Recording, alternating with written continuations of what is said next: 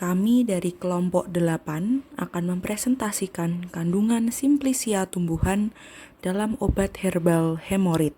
Sebelum memulai presentasi, izinkan kami untuk memperkenalkan anggota kelompok kami. Saya Francisca Anugrah Utami, NIM 208114138. Saya Novelia Lungan, NIM 208114150. Nama saya Crescencia Olviani Alim dengan NIM 20811414121. Saya Satria Padang, NIM 208114157. Saya Novita Angelin Sregar dengan NIM 20811414127. Berikut adalah gambar kemasan dari obat herbal hemorrhoid. Obat herbal hemorrhoid adalah obat untuk membantu meringankan wasir, nyeri, bengkak, pendarahan, melunakkan tinja, mengurangi gatal-gatal dan rasa panas yang terbuat dari bahan-bahan herbal. Komposisi dari obat herbal hemorrhoid adalah Graptophyllum folium, Andrographis paniculata, Ginura seketum, Curcuma langa, dan Hediotis corymbosa. Dosis pemakaian obat herbal hemorrhoid adalah sebagai berikut. Saat masa pengobatan, diminum 3 kali sehari sebanyak 2 kapsul. Saat masa pemeliharaan, diminum 1 kali sehari sebanyak 2 kapsul. Untuk perhatian, sebaiknya obat ini jangan diberikan untuk wanita hamil. Dan obat herbal hemorrhoid ini adalah golongan obat herbal terstandar atau OHT. Untuk komposisi yang pertama, ada Graptophyllum folium atau daun ungu. Nomenklatur daun ungu, Kingdom Plantae, divisi Magnoliophyta, kelas Magnoliopsida, ordo Scrofulariales, famili Acanthaceae, genus Graptophyllum, dan spesies Graptophyllum pictum Grif. Morfologi daun ungu adalah sebagai berikut. Merupakan tumbuhan suku Acanthaceae yang berhabitus perdu tegak. Tinggi tumbuhan ini adalah 1,5 sampai 8 meter. Batangnya termasuk batang berkayu, beruas, permukaan licin dengan warna ungu kehijauan. Daunnya tunggal, bertangkai pendek, bentuk bulat, pertulangan menyirip, permukaan atas mengkilap, dan tepinya rata. Bunganya majemuk, keluar di ujung batang dengan rangkaian tandan yang berwarna keunguan dengan panjang 3-12 cm. Buahnya berbentuk kotak dan lonjong, berwarna ungu kecoklatan, bijinya bulat dan putih serta berkulit tebal. Akarnya berjenis tunggang dan berwarna coklat muda. Mikroskopis daun ungu. Fragmen pengenal adalah epidermis bawah dengan stomata, epidermis atas dengan palisade, epidermis atas dengan rambut sisik, sel litosis, dan rambut penutup. Berikut adalah gambar dari mikroskopis daun ungu. Yang pertama, epidermis bawah dengan stomata. Yang kedua, epidermis atas dengan palisade. Yang ketiga, epidermis atas dengan rambut sisik. Yang keempat, sel litosis. Dan yang kelima, rambut penutup. Kandungan dan kegunaan. Daun ungu mengandung alkaloid non-toksik, flavonoid, steroid, saponin, dan tanin. Alkaloid dalam daun ungu memiliki kemampuan antiinflamasi atau anti peradangan dan analgesik atau pengurang rasa sakit. Sedangkan flavonoid memiliki sifat efektif dalam menghambat pertumbuhan virus, bakteri, dan jamur. Dan yang selanjutnya ada steroid. Senyawa golongan ini memiliki efek fisiologis tertentu, salah satunya glukokortikoid sebagai antiinflamasi, alergi, demam, leukemia, dan hipertensi. Selanjutnya ada saponin yang memiliki efek antibakteri dan anti jamur yang baik. Dan yang terakhir ada tanin. Aktivitas antibakteri senyawa tanin adalah dengan cara mengerutkan dinding sel atau membran sel sehingga mengganggu permeabilitas sel itu sendiri. Secara umum, di dalam obat hemorrhoid ini, kandungan dari daun ungu memiliki kegunaan sebagai antiinflamasi atau anti peradangan dan analgesik atau penghilang rasa sakit. Komposisi yang kedua yaitu Andrographis peniculata atau Sembiloto. Nomenklatur: Kingdom Plantae, Superdivisi Spermatophyta, Divisi Angiospermae, Kelas Dicotyledon, Ordo Personales, Famili Acanthaceae, Genus Andrographis, Spesies Andrographis paniculata Nes. Morfologi Sembiloto. Sembiloto merupakan tumbuhan tegak yang berukuran 40 cm sampai 90 cm. Cabang berbentuk segi empat dan tidak berambut. Percabangan banyak dengan letak yang berlawanan. Bentuk daun lancet, panjang daun 3 cm sampai 12 cm dan lebar daun 1 cm sampai 3 cm. Panjang tangkai daun 5 cm sampai 25 cm. Ujung dan pangkal daun tajam atau agak tajam, tepi daun rata, perbungaan tegak bercabang-cabang, panjang kelopak bunga 3 mm sampai 4 mm.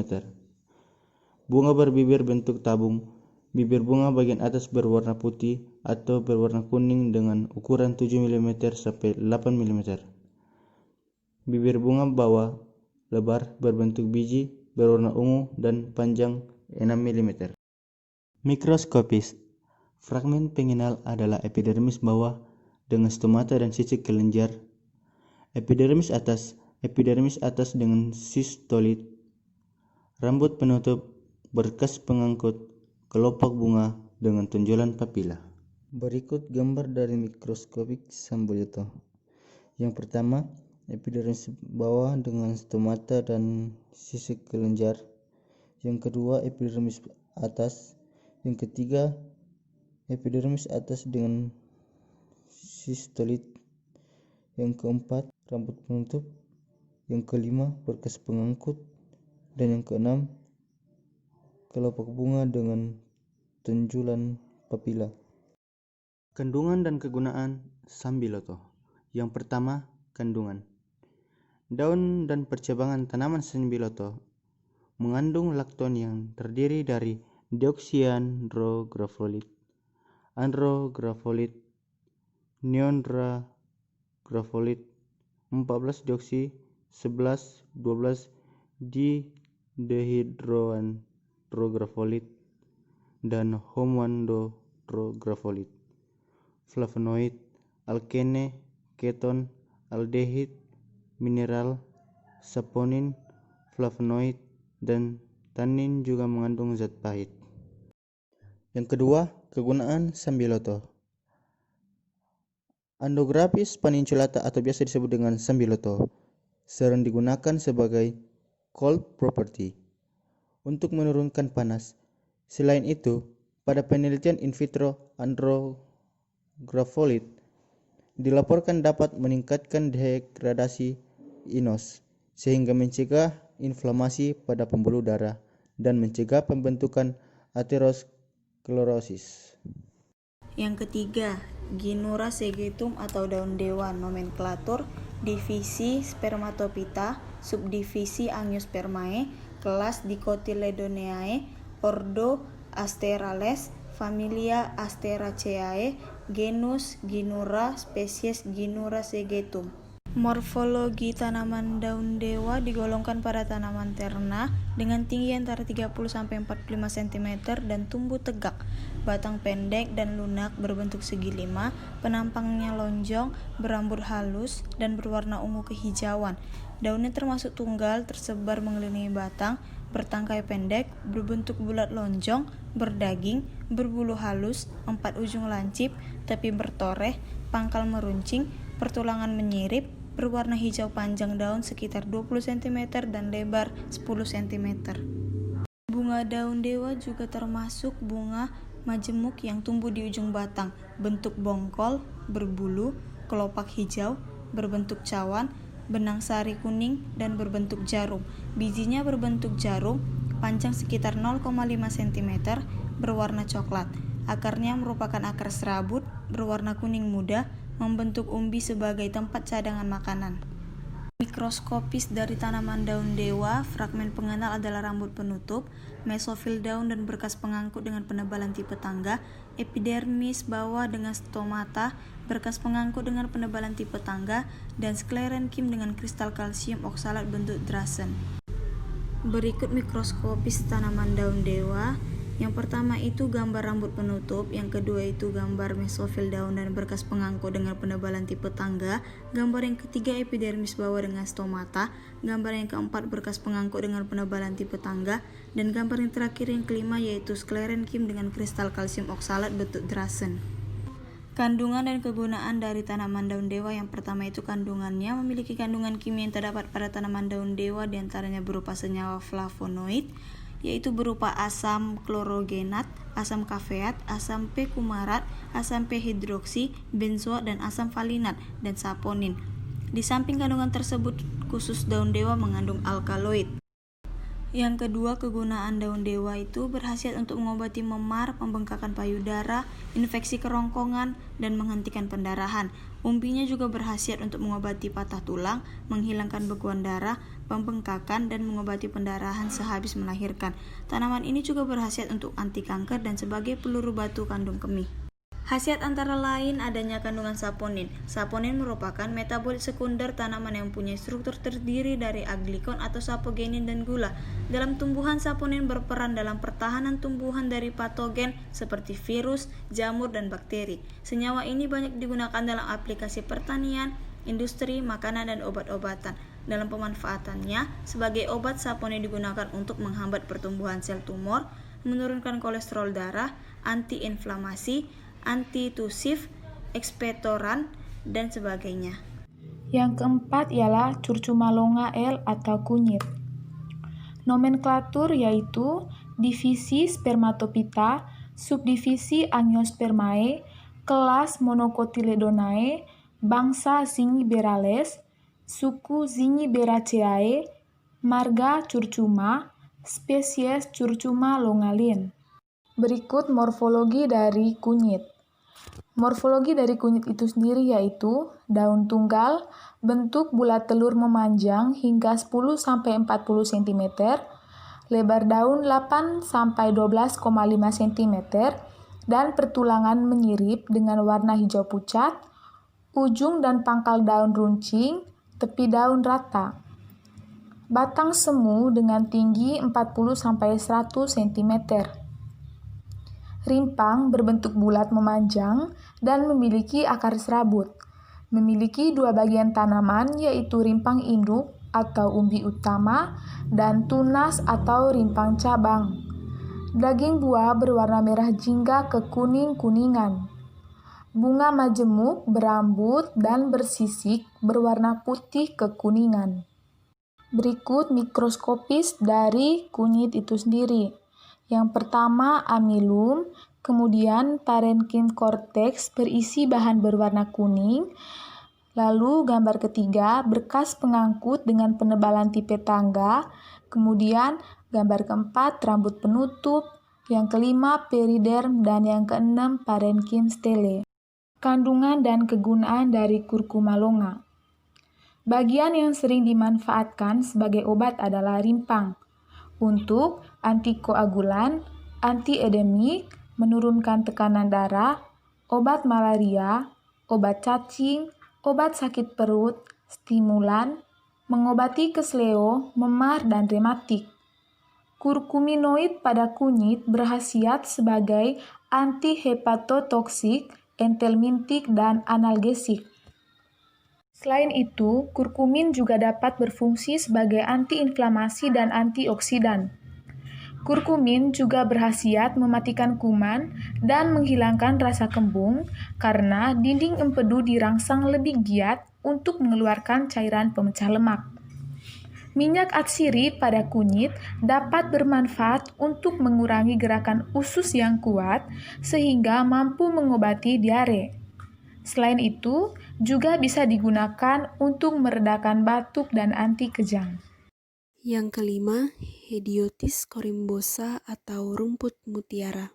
Nomenklatur yaitu divisi Spermatophyta, subdivisi Angiospermae, kelas Dicotyledon, bangsa Rubiales, suku Rubiaceae, marga Hedyotis, dan spesies Hedyotis corymbosa L. Morfologi. Habitus tanaman ini berupa herba tahunan dengan tinggi 15-50 cm dan mempunyai banyak percabangan. Batang berwarna hijau kemerahan, tegak, lunak, berbuku-buku dan bersegi empat. Daun berupa daun tunggal berwarna hijau, letak daun berhadapan bersilang, bangun daun memanjang hingga lanset. Ujung dan pangkal daun 4 runcing, panjang daun 2-5 cm, dan lebar kurang lebih 1 cm. Ibu tulang daun menonjol, tangkai daun pendek kurang lebih 1 mm. Bunga keluar dari ketiak daun, bentuknya seperti payung berwarna putih, berupa bunga majemuk dengan 2-5 bunga. Ibu tangkai bunga keras seperti kawat, panjangnya 5-10 mm. Kelopak berwarna hijau kemerahan. Buah termasuk buah kotak berbentuk bulat, berwarna coklat. Biji bulat berwarna coklat. Sistem perakaran berupa akar tunggang berwarna putih kotor. Mikroskopis. Fragmen pengenal adalah kepala, mesofil daun, epidermis bawah dengan stomata, berkas pengangkut dengan penebalan tipe spiral, sklerenkim dan parenkim batang. Berikut adalah mikroskopis dari kepala sari dan mesofil daun. Kemudian berikut adalah mikroskopis dari epidermis bawah dengan stomata, berkas pengangkut dengan penebalan tipe spiral, sklerenkim dan parenkim batang. Kandungan dan kegunaan. Yang pertama, kandungan. Tanaman ini mengandung senyawa asam ursolat dan asam oleanolat. Yang kedua, kegunaan. Dalam farmakologi Cina, tumbuhan ini berkhasiat menghilangkan panas, anti radang, diuretik, menyembuhkan bisul, menghilangkan panas dan racun, dan juga mengaktifkan sirkulasi darah. Tumbuhan ini juga telah lama digunakan dalam pengobatan berbagai penyakit, di antaranya tonsilis, bronkitis, gondongan, pneumonia, radang usus buntu, hepatitis, radang panggul, infeksi saluran kemih, bisul, borok, kanker limpa, kanker lambung, kanker leher rahim, kanker payudara, rektum, fibrosarkoma, dan kanker nasofarinks. Demikian video presentasi dari kelompok kami. Mohon maaf apabila masih banyak kekurangan dan kesalahan di dalam video presentasi yang kami buat. Dan terima kasih karena telah meluangkan waktunya untuk menonton video presentasi dari kelompok kami.